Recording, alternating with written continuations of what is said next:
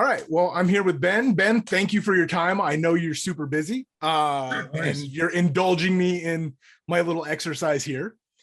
So what I would like to do is I've sent you all the information on the stock cams and my engine, and I'm going to go ahead and try to pick and explain my pick, and you can either slap me on the head or pat me on the head, either way. I'm happy to do that. Just keep in mind, when it comes to camshafts, there are so many variables. And I realize that no matter how well you do on this video or how well I think I do on this video, there's going to be a million guys on the internet that have a different opinion. And that's perfectly okay. But the reality is, at the end of the day, the engine's going to tell you what it wants if you look long enough and you try hard enough. So you take your best guess. I'll tell you what my best guess might be, and we'll compare notes. But ultimately, when you get the thing on the dyno, it'll probably tell you what it wants. Okay, cool. All right. Well, Comp has done a great job, right? I mean, that list I sent you, those are all shelf cams. I mean, there's what, 13 different shelf cams, and I'll put them on the screen right now so you can see, what we're looking at. So just from, conversations you and I have had, and knowing we're trying to push this in the upper RPM, I know we're going to need some duration. Going in with Billy and talking about LST lobes, I know he said that a typical LST lobe, generally you want it to read a little higher than what a traditional lobe would as far as duration for the same power band. So I probably want to push duration more than I normally would out of this list. I also know that I probably want some lobe separation angle. Don't want, too tight of an angle. They've done a really good job here again. Lift. I'm pretty much stuck at 624 because anything that would have anything close to what we want has 624, gross lift or net. Yeah, and just keep in mind, when you look at that lift, of all the lobes that you look at within a particular family, that they get designed is to typically have either a constant velocity or a constant acceleration rate. And to do that, what that means is as the duration grows, then the lift has to grow with it to keep the change in lift and the change in duration consistent. So that's why you look at your list you sent me, it starts out around 604, ends up about 624, anywhere from like 223 all the way to 267. So to keep the behaviors of those families similar, that's why you see that growth there. Yeah, so it's basically like a triangle, right? To keep the angle the same, you have to change both sides. You can't just change one because then you're changing your angle. Okay. Right. So, I mean, looking at this, my gut says be conservative, but I know I need to push a little. So I'm leaning towards, as the shelf cam, the 54 46311, which is 247 duration intake, 255 exhaust, 624, 624, and 114 lobe separation angle. Okay. That's kind of where I'm thinking probably the shelf cam should be, because we're getting a little aggressive, and you go with the next one down, and they start saying things on their page about for big displacement, and we only have 305 cubic inches. So, I mean, am I in the ballpark here, or?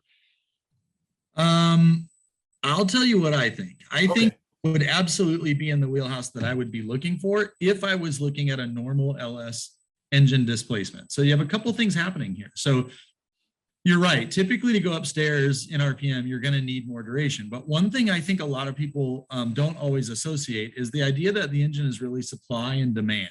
And so you're using a cylinder head that has been ported. I think you have like the Lingenfelter style port. Is that right? I'm looking at Yep. It's the cathedral port. So it peaks at 302 at 600. Okay, so 300 CFM is a ton of airflow from that cylinder head compared to what it flowed factory. But when it was factory, it was on an engine that was a much larger displacement than what you have. Okay. You've made your engine displacement smaller for any given RPM range. That cylinder head now has more ability to supply. So the way that I typically look at this is that my camshaft timing event needs to be relative to the balance of supply and demand. As my engine gets bigger for the same cylinder head, I'm going to have to hold the valve open longer to be able to feed it, and vice versa. So I think you're probably in the ballpark on that 247 if you had a 340 or 50 or 60 or 70 inch engine. But the fact that you only have a 300 inch engine, if I'm picking the camshaft, I'm probably going to be considerably smaller than what you're thinking there. Okay, so me trying to be conservative, I actually overshot.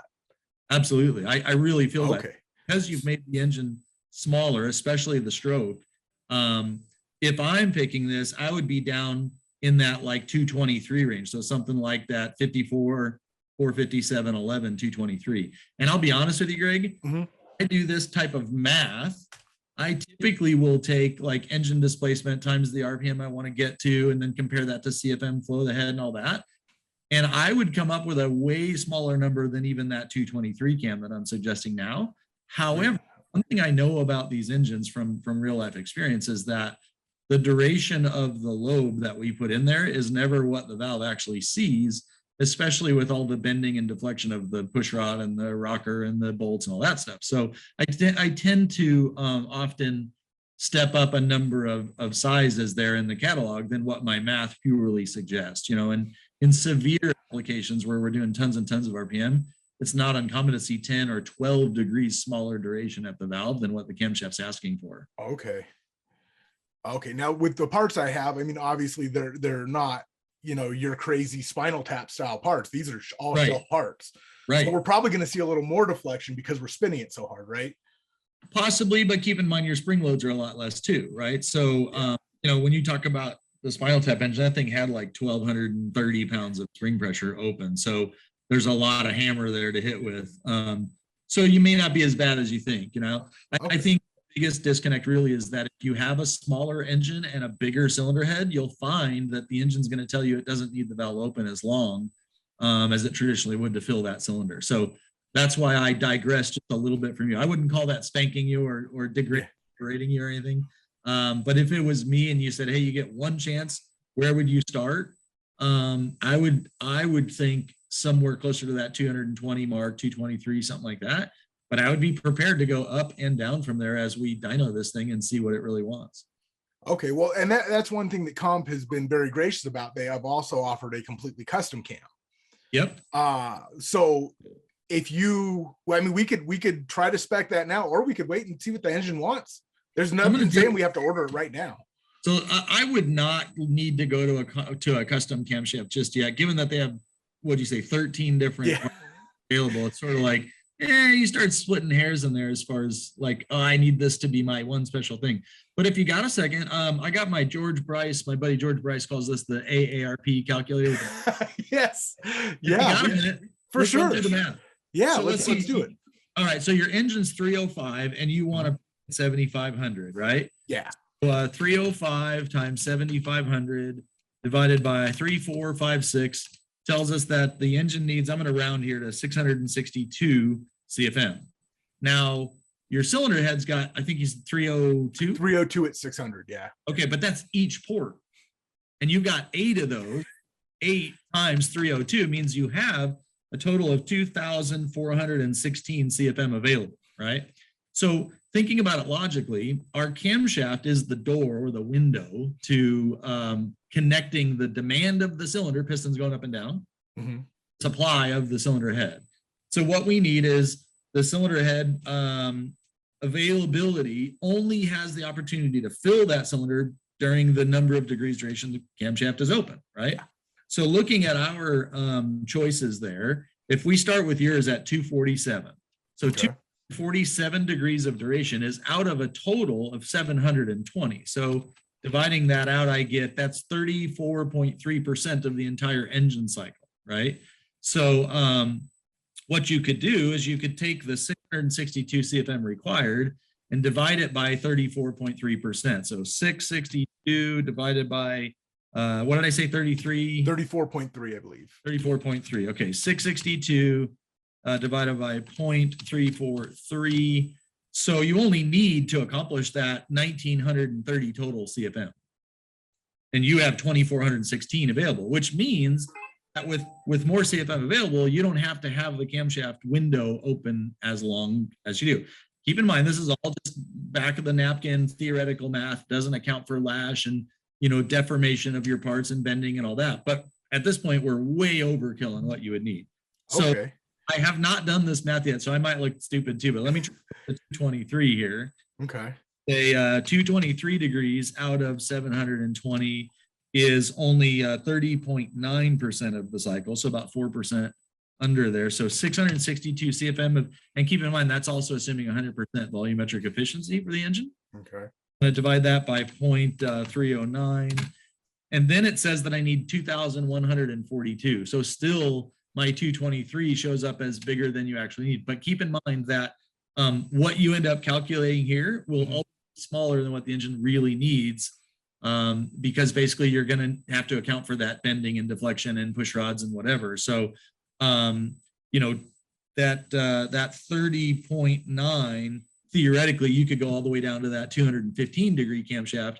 But I think you're going to find a point where it gets to be too small because we don't account for the bending and stuff. So that's how I ended up at that 220, 223 mark. Okay. One thing I see right off the bat that I have a question about now. So if we're dropping down to that's a 610, 617 lift lobe. We have 660 springs in there. Okay. Are we going to be too far away from coil bind and allow too much movement, or is that within our well, consider that the difference is you were going to be 624 and now you're going to be 14, I think. So you're talking about 10 thou difference in lift.